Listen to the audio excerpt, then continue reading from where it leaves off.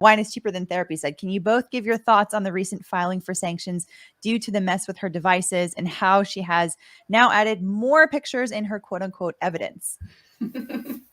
Yeah.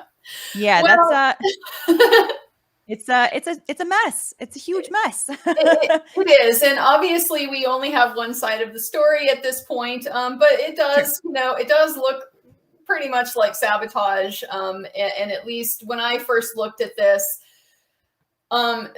there seems to be a facial violation of the court's order on this forensic imaging, just in the fact that they didn't do the extraction within the timeline that it was supposed to be done.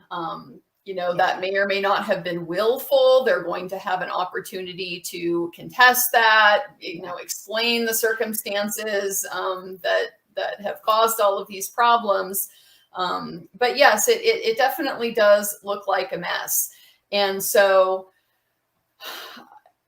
it's a difficult problem. The fact that she's now added more pictures into her evidence is just kind of par for the course. One of the things I have said about this case is that, honestly, one of the biggest advantages that Amber Heard has is just the sheer audacity that she demonstrates with the things that she has said and done, and the lies that are so easily disproven. Yeah. And that was one of the things as well. That was part of why I was so swayed by the Tara Roberts and Kate James accusations, because I had just assumed a hoax, like a perpetration of a hoax with multiple people and coordination, that is just so out there that it's so hard to believe. And that is an advantage that she has in this particular case is the jurors are going to have to get past that natural, I think, incredulity that somebody could actually, be the kind of person who would do something like that. Right. Well, and that's something that is really just interesting about human nature and human psychology, is that when we're talking about the ability to digest a certain lie and just kind of accept it, it seems like the more outrageous the lie is, the more we're like, how could they possibly be lying about that? Who would lie about something like that? You know what I mean? So it's like, it's almost like the more outrageous it is, the more likely we are to just believe it categorically, which is kind of crazy, because that's like what people did in this case. And that's what people did with Jussie Smollett initially, until people were like, no, wait a minute. Yeah. Wait a minute. When cops showed up, he still had the noose around his neck and then he tightened it. Yeah. There's like video footage of that. Like, what's going on? Like, what? He kept the sandwich. Yeah. Yeah, exactly. So this motion for sanctions. Now, for anybody that has not been following, there's I guess just kind of a quick recap on it. So Johnny Depp filed a motion for sanctions against Amber Heard because she was supposed to turn over her cell phone a long time ago, because she's been claiming that she has all these images that show her injuries and all kinds of stuff.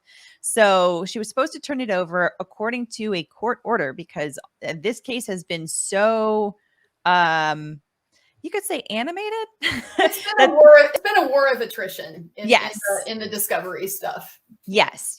I mean, I've never seen so many motions to compel discovery in my life. I've never, I mean, in my years of litigating cases, I've never had to actually file one myself. I've never had one filed against me.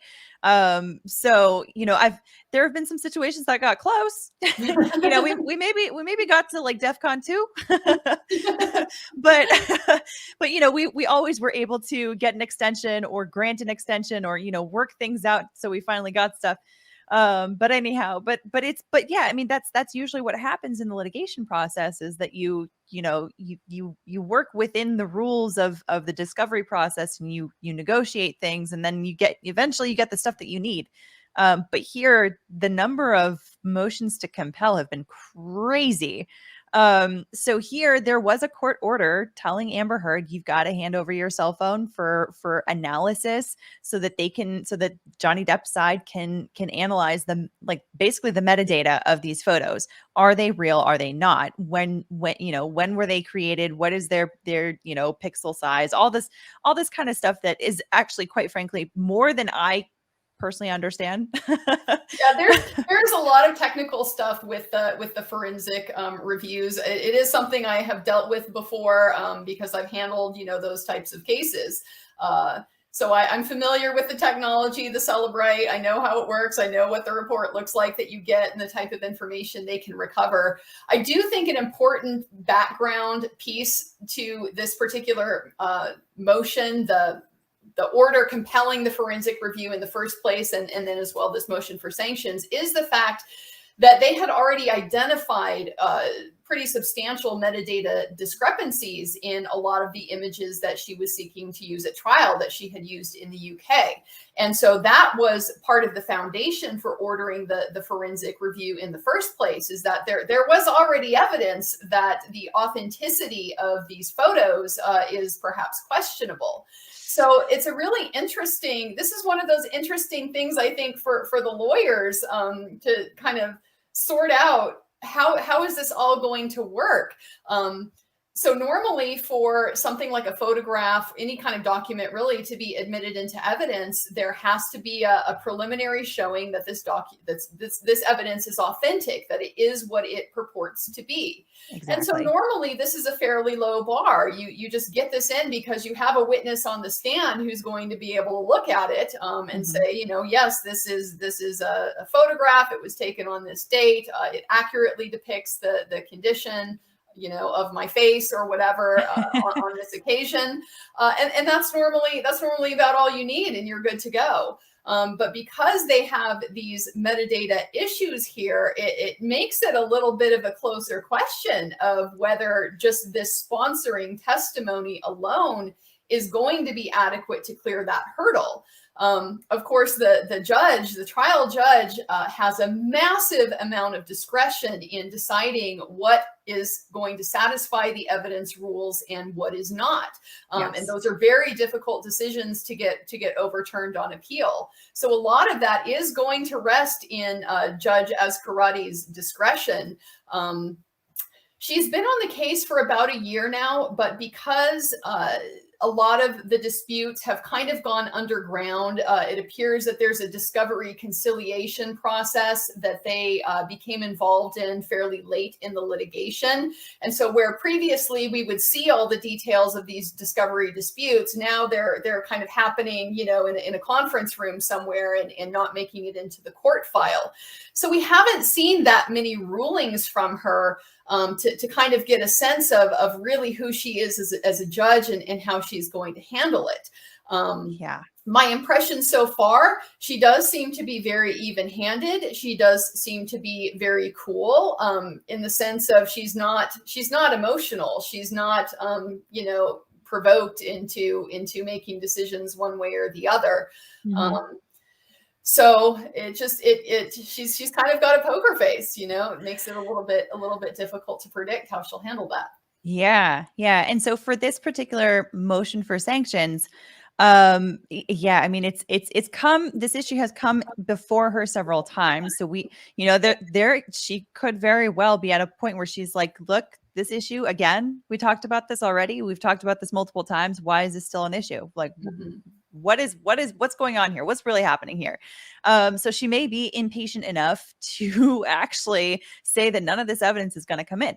Now that's one of the three things that the motion for sanctions is requesting, either to say none of the photos that she wants to get in to talk about her injuries, none of those should be able to get in because they're doing insane monkey business over there when, they say that these are so important and yet they won't let us see it. They won't let us analyze it. So, this is, we'll often call it in litigation, we'll call it gamesmanship. That's the kind way of calling it. Emily D. Baker would call it fuckery. But yeah, so either to say none of this should be allowed in, or or allow it in and allow us to comment up and down and around the corner about how this probably was manipulated, because we weren't allowed to see it. And there are issues that our expert has found with it, and allow us to talk about it freely to the jury, to explain to them just how problematic these images are, that no one should be able to rely on them. Or, number three, there's a monetary sanctions, which the judge can do one, two, well, probably not three, because you either admit them or you don't, but one or two of these the judge can do.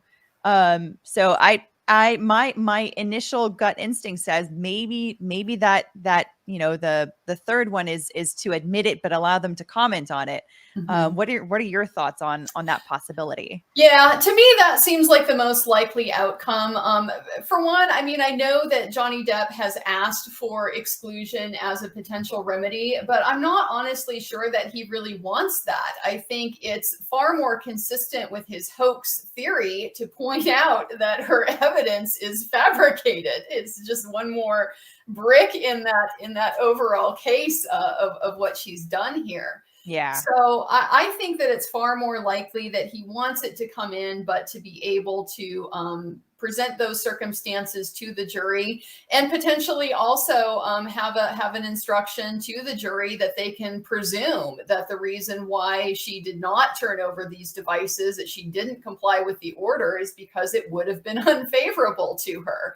That's fairly common, at least in terms of a requested sanction. It's contemplated in the Virginia rules, that presumptions like these can be a remedy for this kind of fuckery, as it were. I do think that it is probably going to depend to some extent on whether this is fuckery that is curable at this point or not. It seems to be suggested by Johnny Depp's attorney that, look, even if we got all of this right now, there's not going to be enough time to do an adequate analysis by the time we go to trial. Something that people have commented about, that obviously is speculation on my part, but it's the fact we haven't seen Johnny Depp's exhibit list yet. And I wonder if that is, entirely possible because of this situation. He doesn't have an expert report yet. He doesn't know what photographs, his expert might want to admit to highlight potential problems,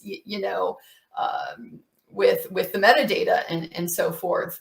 Yeah. So if it's curable, then I think, it's more of a situation where we'd be looking at a monetary sanction and then, be on your way. But if it's not curable, then yes, that is a huge impediment to Johnny Depp's defense and his ability to be able to explore the authenticity of her evidence, which is just a fundamental, thing that yes, of course you're allowed to do that in the course of a case. Yeah. So I think there's a reasonable likelihood, again, depending on what her explanation is, but that they will get some type of mandatory presumption instruction like that. Absolutely. I think so too. And I think you're absolutely spot on that this is a huge impediment, a huge hurdle that they are placing in front of Johnny to be able to prove his case. I mean, realistically, he's entitled to any discovery that can lead to relevant evidence, right? Like I've talked about discovery standards on this channel before, that discovery, you can ask for not just what you think is going to be something that you can maybe admit to trial, but to something, you can request something that is going to lead to something that maybe you can admit. So it's very broad. You are entitled to a lot of information from the opposing side. And this is, certainly one of them. Like, it's pretty much at the heart of their case. So it would be absolutely devastating for him to just not be able to use that kind of information. And if the only reason why he can't get to that information is because of their gamesmanship, their fuckery, then that's completely unfair. And if the court were to just say, like, oh, well, whatever, like, that is an appealable issue. Like, that's something that would very readily be appealable to the Court of Appeals, because that's completely unfair, and anyone can see that from 1,000 feet away. Yeah.